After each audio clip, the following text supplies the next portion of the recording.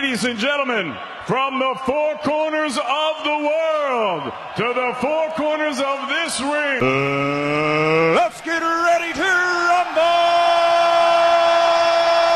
Boxing store. Best store in Europe. Boxing gloves, boxing shoes, shorts, anything boxing. Just started a Muay Thai line, mixed martial arts, MMA, anything combat-wise. They've got it all, so shop online or in store. Champs Boxing Store is your people. Good morning, good afternoon, good evening, whatever time you're watching or listening to this. Welcome to another episode of Behind the Bell, proudly sponsored by Champs Boxing Store. This week we're joined by Eva as the birthday boy, Matt. Hi, Matt, happy birthday. Thank you, mate. How are you? You all right? You're not too bad. Thanks for taking time out your birthday to join us for tonight's episode. Thank you, mate. Yeah, no worries. It's a good day so far. Yeah, not bad, man. Just chilling. It's not the same, is it? You know what I mean? Like, No. 34 now, cracking on. Feel like I'm about 86. But, yeah, no, mate. It's been all right. Nice and quiet day. I've got some friends coming over in a little while. And, yeah, it's nice. It'll be nice to catch up with loved ones. And good. Yeah. Right. So, the weekend we saw Canelo against Triple G. It weren't the blockbuster star bomber that everyone thought expected. A lot of it, people think, and it did look like was to do with Triple G's age. Do you think this fight was a bit too late in Triple G's career? Yeah, mate. Yeah, do you know what? It's sad. It's very sad because he's such a great fighter. That you see that, and I do think he is past it. Or if he ain't past it, he needs to drop down a weight, and excel at that weight. He's still the undisputed champion at middleweight. So yeah. So maybe start looking at that. He said he's got plans for that. He said he wants to do a tour at that weight and stuff like that. So I don't know if his sort of head was in the fight really, because in his mind, he was just worried about the middleweight. I think he just wanted to get the trilogy out of the way. This trilogy should have been done 2019, 2020. I mean, you're right, COVID hit us and whatever, but really that's when it should have happened. And back then he was more than capable of beating Canelo.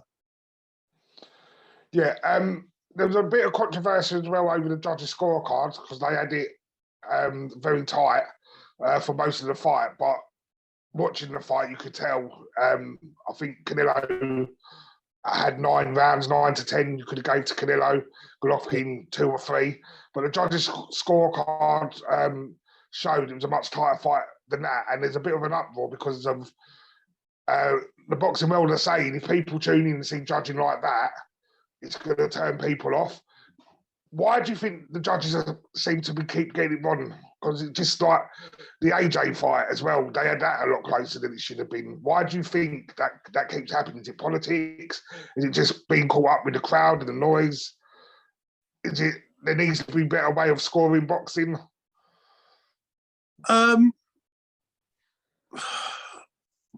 Shall we just say boxing's not a sport? Yeah, it's a business, as we keep saying.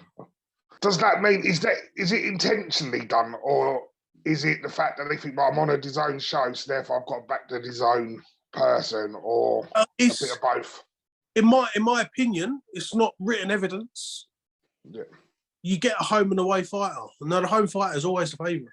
I think that, and obviously, even to the walkout that night, Canelo's walkout compared to Triple G's walkout, you could tell who was the favourite. Do you know what I mean? Like, and it was the same thing when Canelo fought Billy Joe. You could see who was the favourite from the get go. So it was done on Mexican Independence Day. Yeah.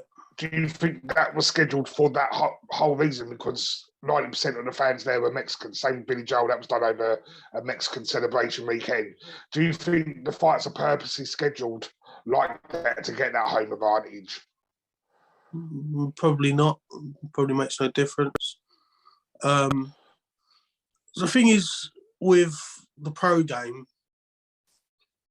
And pretty much the same with the white collar game too. It's about if you're a ticket seller, you're going to be a favourite.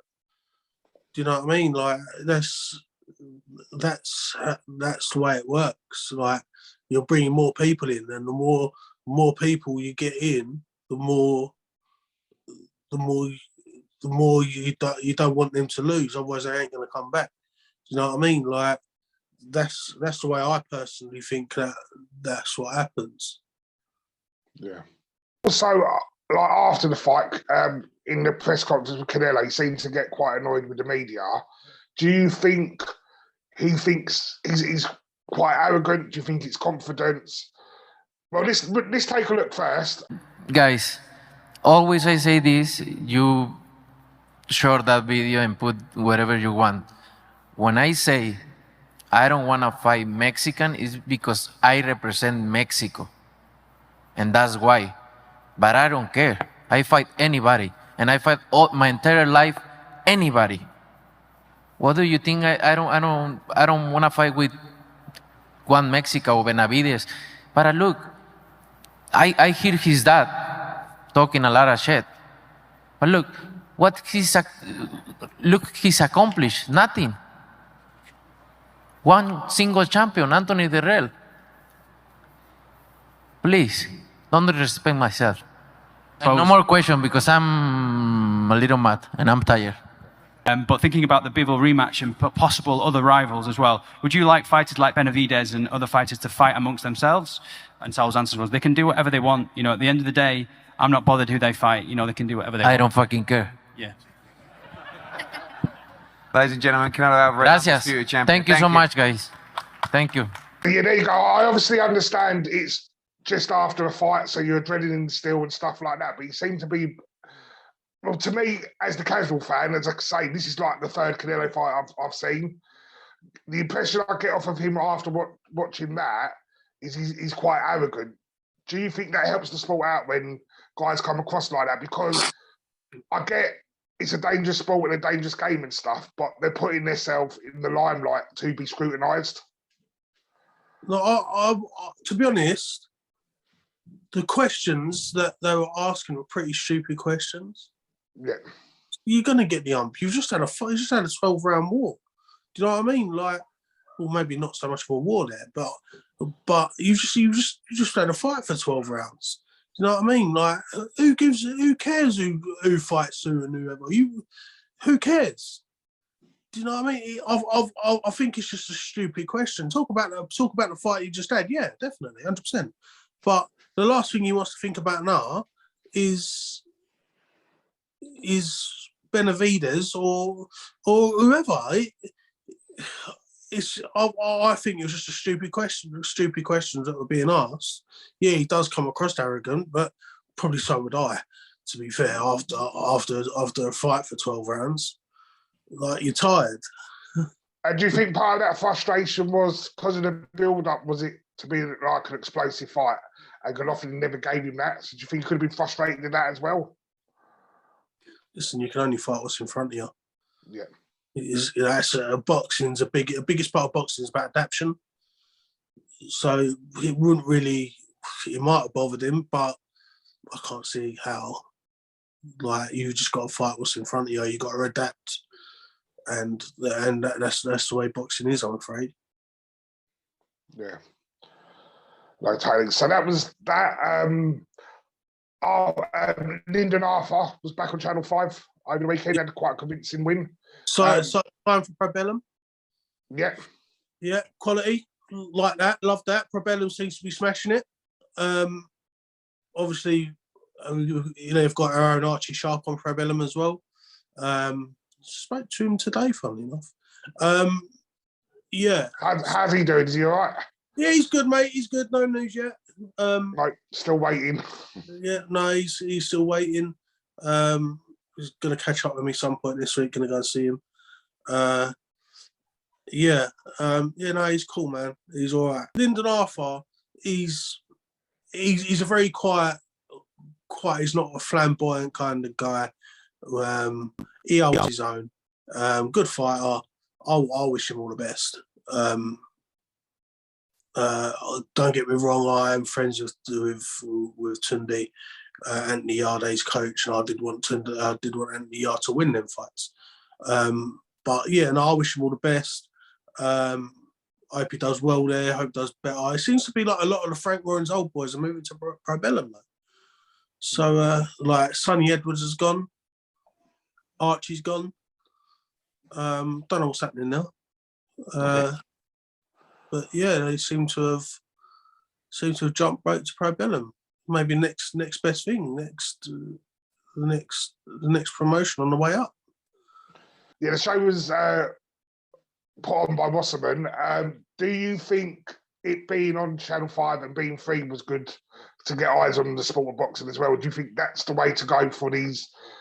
I don't want to say that because that sounds disrespectful, but for these mid-card, up-and-coming people or people towards the end of their career, do you think it's best to put them on free TV and then save the pay-per-view nights for your stars now? Yeah, like listen, I don't mind either way. I'll pay for every boxing on Box Office. But yeah, no, it's nice. It's nice to see the like boxing for free and instead of subscribing for all different stuff. It is, yeah, all right. The money don't come in as much. There's still money there, but it's not as much as Box Office. But you got to be a Box Office fighter to be on Box Office. Yeah, no, exactly. And it's a good way of getting people's name out and about. Of course it is. Again, because I forgot about Lyndon Arthur until recently, and then I started seeing the adverts flashing up again. And that he's fighting. I'll tell you what I did see has been announced is Troy Williams versus Josh Kelly. Mate, that's a good fight. I like Josh Kelly. He seems to have lost his way a little bit. But yeah, Troy Williams, very good. I helped out a fighter who fought Troy Williams in one of his last fights. And yeah, no, he's a very good fight. I think that'd be a good fight. And who do you have for that one? Or is it too early to say? Too early to say, mate, really. I would love Josh Kelly to do it, but he seems to have lost his path at the minute, so I'm going for Troy. Okay. You've been quite spot on with your predictions lately. You predicted the AJ Fury fight should be happening in December. Yeah. Both sides have said they've agreed, and apparently the contracts have been sent over, so hopefully we'll hear something this week. Yeah. Do you still think, though, that the fight could fall through? Because a lot of people say broadcast issues could cause the fight to collapse. Do you think that would be the case? Listen, mate, any slight thing could muck this show up. Could muck this fight up. Listen, everyone wants that fight, including Fury, including Joshua. Why don't they just do it? Do you know what I mean? Like, put everything aside. It's about the boxing, right? It's about the boxing. It's about your stomping ground. Do you know what I mean? You're fighting for who's the best Brit. Everything else aside. Yeah, no, exactly. And that's, again, as I keep using my famous catchphrase, but as I said before, as a casual fan, that's the bits that seem the hardest to get your head around. Two guys want to fight, why don't they just fight? Yeah. Right. Yeah. And that's where you say that the business side of things come in, because it is a business and there's a lot of politics involved. There's a lot of things that we want to see happen, maybe not happen, because of that side gets in the way. Yeah. So how do you think that type of thing gets resolved? Do you think it ever gets resolved? Do you know, sort of like Dana White's cracked it with the UFC? They're all under him. He's in charge. Do you think boxing needs to go that way? Or do you think there is enough room for loads of different promotions? They just got to learn to work with each other. Yeah, and a lot of them do. A lot of them do work with each other. Look at Probellum and Wasserman. I mean, they're doing it. Boxer and Frank Warren with Joe Joyce and Joseph Parker. Do you know what I mean? They're working together. They do. Kind of in a way, if it goes through, Matchroom and Queensbury, if Joshua and Fury do get over the line. So it's starting to go in the way that they are starting to link up now. Yeah. Listen, everyone's got to eat. Everyone's got to pay their water bill. Yeah, so why not work together? It'll only bring you more money in, right? No, exactly. It seems like a lot of big promotion teams need to just put their ego at the door. Yeah. Because then, like you said, everyone gets fed then. Yeah, 100%. 100%. So you mentioned there Parker and Joyce, that's coming up. Who do you fancy for that one? Sitting on the fence, man. I'm sitting on the fence. I think Joe Joyce hasn't had the world experience yet, which I think could put him on the back foot a little bit. Joe Parker has had the world experience. He has been a world champion, fought some of the best. I love Joseph Parker. I really do. Andy Lee's worked wonders with him, with Tyson and Isaac Lowe and all them boys. Seems to have a good camp there. So yeah, like I don't know. I'm sitting on the fence with that. It's just one of them that you got to watch closely and not really have an expectation on it. Do you think Parker's like another Del Boy? Like, love to see him fight. I will try. Just can't quite get there. I know he has been world champion, Yeah. but like as he's coming towards the end of his career, do you think? Because Derek Chisora's lost loads, but I still love watching him fight. I will tune into every Derek Chisora fight going because you know it's going to be a war. There's no one else out there other than Derek Chisora. No. Not at that level. Like, listen, I love him. I think he's hilarious. I didn't like him when he was earlier in his career. Thought he was a bit rude, abrupt, aggressive. Didn't really like that. When he was fighting David Haye, things like that. Didn't really like him. But the person who's probably pretty close to him, but he's very world level, is Dillian Whyte. Yeah. For Chisora. He's got the same mannerisms as him. Yeah, no, I think Joseph Parker. Listen, it's a different generation now. There's young guns coming up. Do you know what I mean? Like your Joe Joyces, like your Anthony Joshua's, like your Daniel Dubois. They're all young guns. They're all up and coming. They're all going to be fitter. They're going to be hungrier than Joseph Parker. And I think that's where he lacks there. He's the age ain't on his side. Yeah. But the experience those guys bring, like your Dells and your Joseph Parkers, will do so much for the younger guys. So in a way, they're passing on the knowledge and experience by fighting them. Yeah. Because it gets them ready for world level. Well, yeah, it's even in, like, I don't probably agree with the fighting side. Probably sparring, yeah. Like, I think you could pass the torch on in your sparring and helping the younger generation on your experiences. Well, Matt, thank you for your time this week, and thanks again for joining us on your birthday. I hope you enjoy the rest of your birthday, and we'll catch up with you next week. Thank you, mate. Cheers. Boxing store. Best store in Europe. Boxing gloves, boxing shoes, shorts, anything boxing. Just started up a Muay Thai line, mixed martial arts, MMA, anything combat-wise. They've got it all, so shop online or in store. Champs Boxing Store is your people.